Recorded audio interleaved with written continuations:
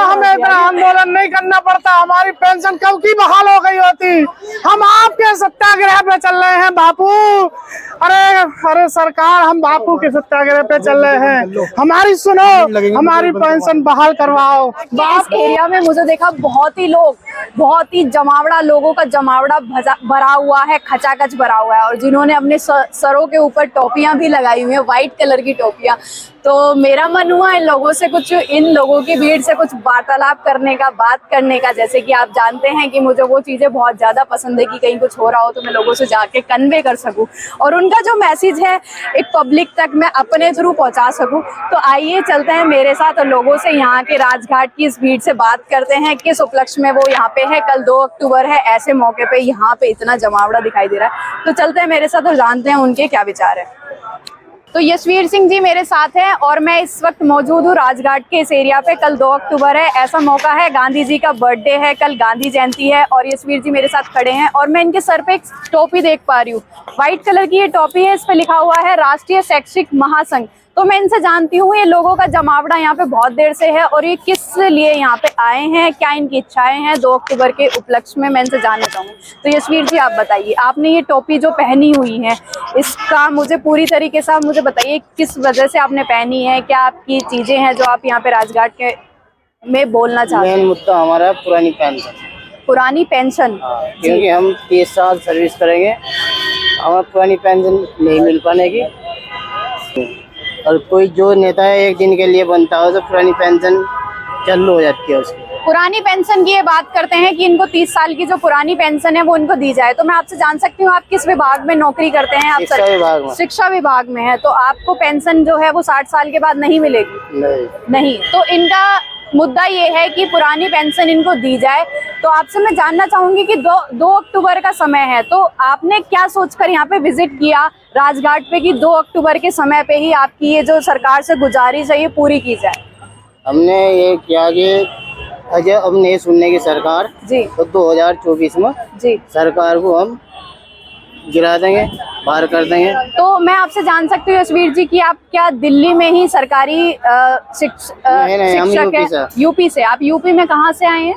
मुजफ्फरनगर। ये मेरे हाथ में है। योगी जी ने यूपी का इतना बढ़िया एक नेतृत्व तैयार किया है कि कहीं भी गुंडागर्दी नहीं है, कुछ भी नहीं है। तो आपको दिल्ली आने की क्या जरूरत थी? आप हमने तो पुरानी पेंशन चाहिए ना, हमें तो पुरानी पेंशन चाहिए। तो आपको क्या मेन मुद्दा है पुरानी पेंशन। आपको क्या उम्मीदें हैं कि यहाँ पे राजघाट पे आके लोगों का जत्था इकट्ठा करके क्या आपकी मांग सुनी जाएगी? सुनी जाएगी। आपको उम्मीद है? सुनने के दूसरा विपक्ष सुनेगा। विपक्ष मतलब इनका कहना है या तो सरकार जो अभी है वो सुने, वर्तमान में है, या फिर जो विपक्ष है, विपक्ष पार्टी है वो सुने, लेकिन इनको चाहिए अपनी। यहाँ पे मुझे एक यशवीर जी से मेरी बात हुई और अभी मुझे पता चला कि ये लोग सभी लोग शिक्षक हैं, टीचर हैं, जो लोग है कि इनको 30 साल पुरानी पेंशन इनको मिल जाए। अब इनकी जो मांग है, इनको लगता है कि वो 2 अक्टूबर का समय राजघाट पे आके पूरी होगी।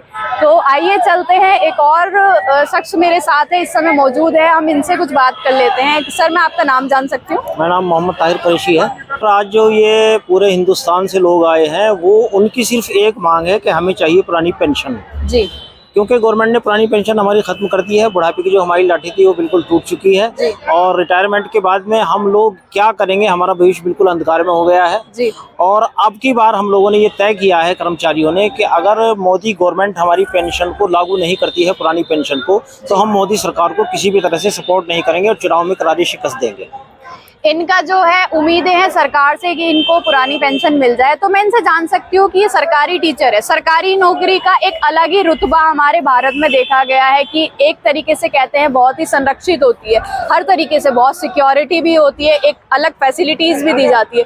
तो जो आपको 60 साल की नौकरी में फैसिलिटीज दी जा रही हैं, इतनी अच्छी सिक्योरिटी दी जा रही है कि आपको कोविड टाइम पे भी नौकरी से बाहर नहीं किया गया। प्राइवेट दफ्तर ऐसे होते हैं कि छटनी कर देते हैं, कोविड टाइम में आपने देखा होगा कि छटनी कर देते हैं। तो अगर इतना सिक्योरिटी जॉब, सिक्योर जॉब आप कर रहे हो, फिर भी आपको पेंशन के रिगार्डिंग इतनी चिंताएं हैं, तो मैं कहना चाहूंगी कि सरकारी जॉब से आप मतलब थोड़ा तो आपको असहज महसूस नहीं होना चाहिए। असहज महसूस उस वक्त हो जाए जब रिटायरमेंट हम हो जाते हैं। जी रिटायरमेंट के दरमियान गवर्नमेंट हमें जितना हमें सहूलत देती है उससे 4 गुना काम गवर्नमेंट हमसे लेती जी। है। और इतना प्रेशर अब काम का डाल दिया गया है कि टीचर के एक एक कदम का रिकॉर्ड पूरा जो है विभाग के द्वारा, बेसिक डिपार्टमेंट के द्वारा रखा जा रहा है। तो अब से इसलिए भयभीत है कि हमारा भविष्य होगा वो बुढ़ापे में जाकर के हम क्या कर पाएंगे। 60 साल की उम्र के बाद, रिटायरमेंट होने के बाद में इतनी ताकत इंसान के अंदर नहीं रह पाती कि वो कोई मेहनत का काम कर सकता हो। लेकिन मैं आपसे कहना चाहूंगी, आपको मैं एक क्वेश्चन और उठाना चाहूंगी कि जैसे कि आपने बताया रिटायरमेंट के बाद हमारे पास लाठी नहीं होगी। एक होता है कि फंड, सरकारी नौकरी में मैं भी जैसे कि जानती हूँ कि फंड कटता है, हर महीने का आपका फंड कटता है, वो फंड आपको रिटायरमेंट के टाइम पे मिलता है। तो फंड इकट्ठा होता है, 60 साल का पूरा कंटिन्यूअस जो फंड आपको मिलेगा वो कहीं ना कहीं आपके बुढ़ापे की लाठी होगा। अब उसका आप फंड क्या कहना चाहेंगे? कुल फंड 87 रुपए कट रहा है एक साल में। कुल 87 रुपए कट रहा है। और जो नई पेंशन स्कीम गवर्नमेंट हम पर लागू करना चाहती है, जबरदस्ती थोपना चाहती है, उसमें कोई फंड नहीं है, बल्कि वो हमारी सैलरी में से ही पैसा काटेगी और काटने के बाद में उसका कुछ परसेंट जो है वो शेयर मार्केट में लगाएगी। और शेयर मार्केट जो आपका नंबर मैसेज करो, मैसेज नहीं होगा आपको, व्हाट्सएप नहीं है नंबर, व्हाट्सएप का नहीं है, वो दूसरा नंबर। और जैसे कि आपने अभी मेरी लास्ट क्लिप में देखा होगा, अभी यही वो शख्स हैं जो महात्मा गांधी जी के चित्र के सामने, उनकी स्टैचू के सामने बहुत ही रो रहे थे, दिल से रो रहे थे। और इनको काफ़ी बुरा लग रहा था शायद कि अपनी जो परेशानियां लेके आए हैं और ऐसे टाइम पे 2 अक्टूबर का समय है। तो मेरे साथ अभी ये शख्स मौजूद है, मैं जान सकती हूँ सर आपका नाम क्या है? जी, मेरा नाम मयंक यादव है। मयंक यादव। मयंक यादव जी कहाँ से आए हैं? मैं संभल से आया हूँ, संभल जिले से। संभल, ये काफी दूर से इन्होंने विजिट किया है। और मैं जान सकती हूँ आप भी पेंशन के रिगार्डिंग यहाँ पे आए हैं? जी, मैं NMOPS अटेवा के तहत चलने वाले इस धरने में आया हूँ जी। और चूंकि कल 12 है जी और कल गांधी जयंती है और हमारी बसें यहीं रोक दी गई थी गांधी संग्रहालय के पास। और हम लगातार 2005 के बाद जो भी नियुक्त हुए हैं कर्मचारी, उनकी पेंशन की मांग कर रहे हैं।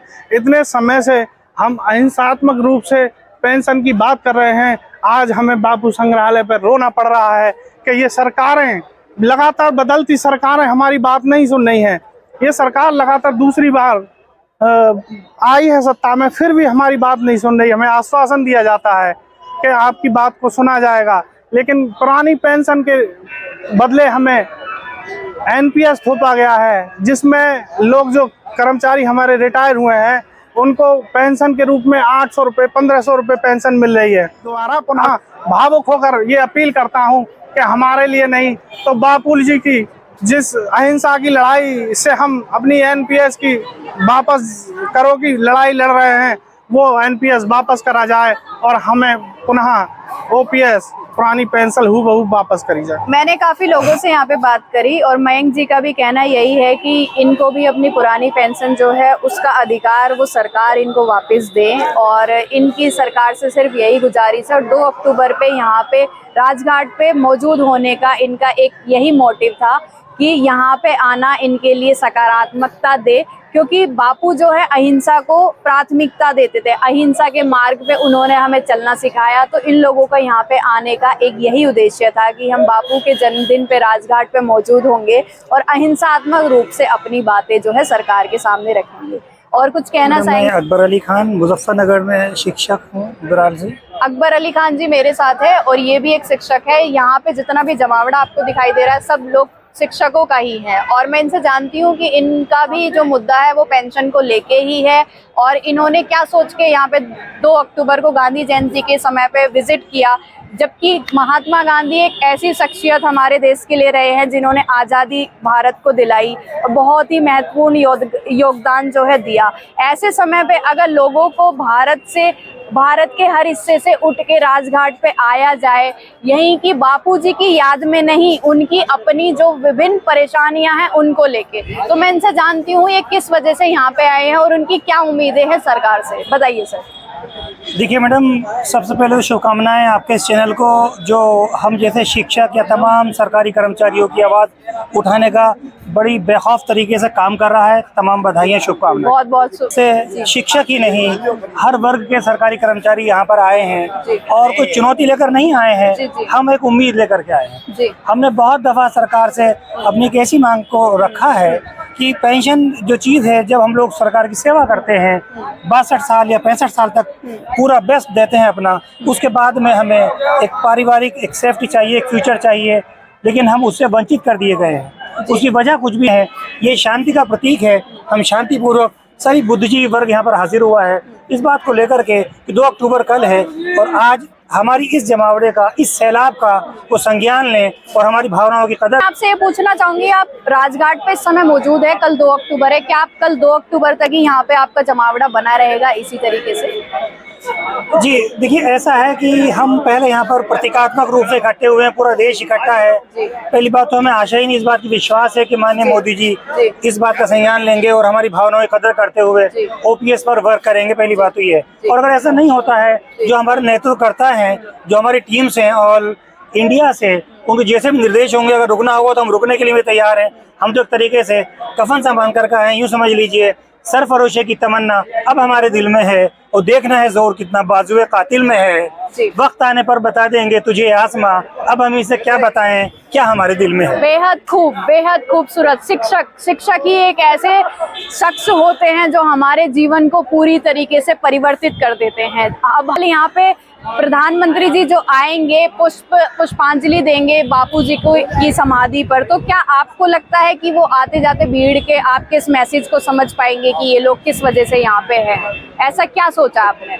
जी बहुत अच्छा सवाल है, मैं कदर करूंगा इस बात की। देखिए मैडम, क्योंकि हमारे जो प्रधानमंत्री हैं वो प्रधानमंत्री बाद में पहले प्रधान सेवक हैं जी। हम सबके वो सेवक की तरह काम करते हैं और हमारी भावनाओं की कदर भी करते हैं। तो हम ये उम्मीद करेंगे जब राजघाट पर उनका आना हो, पुष्पांजलि दें। चूँकि गांधी जयंती का दिन है तो उसी भावना से, वो बहुत प्यार से, बड़ी सहनशीलता का परिचय उन्होंने दिया है, देश को मैसेज दिया है। तो मोदी जी ज़रूर, वी आर वेरी श्योर, निश्चित तौर पर वो कदर करेंगे और हमारे हक़ में पॉजिटिव। 2 अक्टूबर कल है, लेकिन मुझे फिलहाल ऐसा लग रहा है कि आज ही गांधी जयंती है। और आप पीछे देखिए, कैमरामैन से बोलूंगी कि थोड़ा कैमरा घुमाइए और देखिए कितनी भीड़, यहाँ पे ढोल वगैरह बज रहे हैं, इतना जाम यहाँ पे लगा हुआ है। और मैं कई लोगों से यहाँ पे बात कर चुकी हूँ जो टीचर। आपका नाम? दुष्यंत यादव। दुष्यंत जी अभी मेरे कहाँ से आए हैं सर? हाथरस जनपद उत्तर प्रदेश से। हाथरस से आए हैं। ये भी एक शिक्षक हैं और मैं इनसे जानती हूँ क्या कुछ उम्मीदें हैं लेकर जो आए हैं ये दिल्ली, और यहाँ पे राजघाट पे आज इनसे बात करने का मुझे मौका मिल रहा है। तो आप बता। चाहते हैं, भारत सरकार से ये मांग करते हैं कि हमारी जो बुढ़ापे की लाठी है, जैसे कि 2 बातें हैं मोटी मोटी, सबको इज्जत सबको रोटी। जैसे हम बुढ़ापे पर 30 साल 32 साल 35 साल की सेवा देने के बाद हमको पुरानी पेंशन नहीं मिलती है। अमूमन ये देखा गया आज है। लेकिन क्या मैं जान सकती हूँ, मोदी गवर्नमेंट, मोदी जी एक ऐसे नेता हैं, जैसे नेता मेरे ख्याल से तो पहले कभी वैसे नेता हुए नहीं। वो सब संभव हो पा रहा है जो कभी पहले संभव नहीं हुआ है।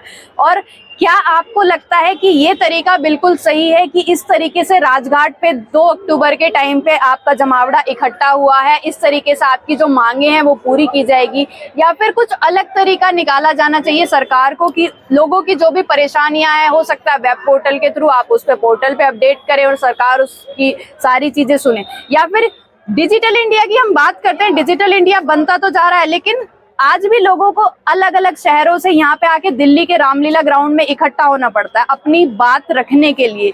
वो कितना सही और कितना गलत है सर? देखिए मैम, आज लोकतंत्र में केवल और केवल शांतिपूर्ण धरना प्रदर्शन और अपनी बात कहने का यही एक माध्यम है। हम देख रहे हैं कि आज सोशल मीडिया ही हमारी बात को रख रहा है। जैसे आप भी है, आपके भी चैनल को मैं धन्यवाद देता हूँ कि जो हमारी बात रखी जाए। नहीं, आज मोदी जी विश्व के नेता बने, हमें उसमें कोई गुरेज नहीं, लेकिन भारत पर वही राज करेगा जो पुरानी पेंशन की बात करेगा। यदि कर्म बहुत सारी समस्याएं हैं भारत में, भारतवासियों के सामने और हम सबके सामने, यहाँ तक कि मेरे भी सामने, लेकिन सर ने ऐसा मुझे बोला कि राज दुनिया पे, देश पे, हमारे भारत पे वही करेगा जो 2024 में वही राज करेगा जो हमारी पुरानी पेंशन को वापस लाएगा। मतलब इनका मेन मोटिव ये है कि 2024 के आने वाले इलेक्शन में सिर्फ ये उनको ही प्राथमिकता देना चाहेंगे जो इनकी पेंशन के लिए, जो भी पेंशन की बात है। आप देख सकते हैं इन लोगों के नारे, कितनी उम्मीदें हैं मोदी जी की गवर्नमेंट से। मैं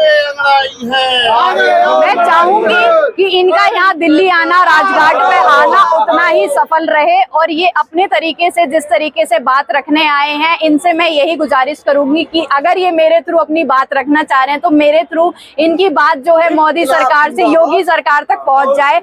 और मैं इनसे गुजारिश करूंगी कि अहिंसा, महात्मा गांधी जी जो है अहिंसावादी थे, उन्होंने हिंसा से हटकर हमको अहिंसा वाला जो महत्व बताया है, क्या होता है अहिंसा का महत्व। तो मैं सर आपसे यही गुजारिश करूंगी, आपके पूरे टीम मेंबर से मैं यही गुजारिश करूंगी कि आप शांतिमय तरीके से प्रदर्शन कीजिए, किसी तरीके से किसी को भी कोई प्रॉब्लम ना आए।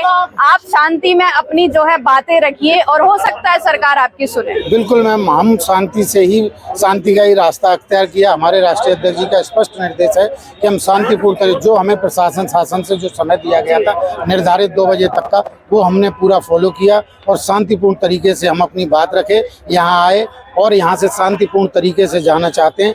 हम यहाँ गांधी